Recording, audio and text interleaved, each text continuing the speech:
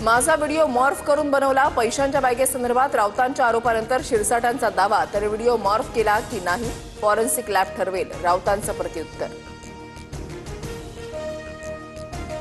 पैशांसाठी काही अडलं असं समजण्याचं काहीच कारण नाही, पैसे देणारे आम्हीच आहोत, त्यामुळे एखादी बॅग तुमच्याकडे पाठवून देऊ, संजय शिरसाट यांची मिश्किल टिप्पणी. फूड अँड ड्रग्सचे अधिकारी फोन घेत नाही, ते शिवसेना आमदार संजय गायकवाड चांगले संतापले. संजय गायकवाडांना पुन्हा एकदा आपला राग अनावर. लाडकी बहीण योजनेमुळे विकास कामांच्या निधीला विलंब, पुण्यातील कार्यक्रमात मंत्री दत्तात्रय भरणेंचं वक्तव्य. ज्येष्ठ वकील उज्ज्वल निकम यांची राज्यसभेवर राष्ट्रपती नामनिर्देशित खासदार म्हणून निवड, उज्ज्वल निकमांसह राज्यसभेवर 4 जणांची नियुक्ती.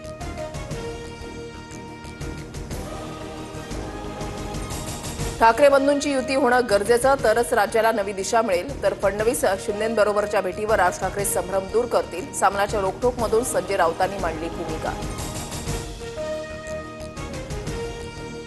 अजित पवारांकडून हिंजवडी मेट्रो स्थानकाची पाहणी, रस्त्याच्या बाजूला पर्यायी जिना तयार करा, कॉस्ट वाढू द्या, पीएमआरडीए आयुक्तांना अजित पवारांच्या सूचना.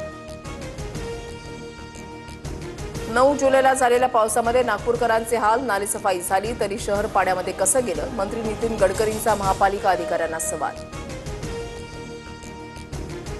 नांदेडमध्ये सहस्त्रकुंड धबधब्यावर तरुणांची जीवघेणी स्टंटबाजी, रील काढण्याच्या नादामध्ये 4 तरुण नदीपात्रामध्ये उतरले, तर पाण्याच्या प्रवाहामध्ये अडकलेल्या तरुणांना इतर तरुणांनी वाचवलं. नाशिकच्या गोदावरी नदीचा पूर ओसरल्यानंतर रामकुंड परिसरात भाविकांची गर्दी, जीवनमान हळूहळू पूर्वपदावर येण्यास सुरुवात.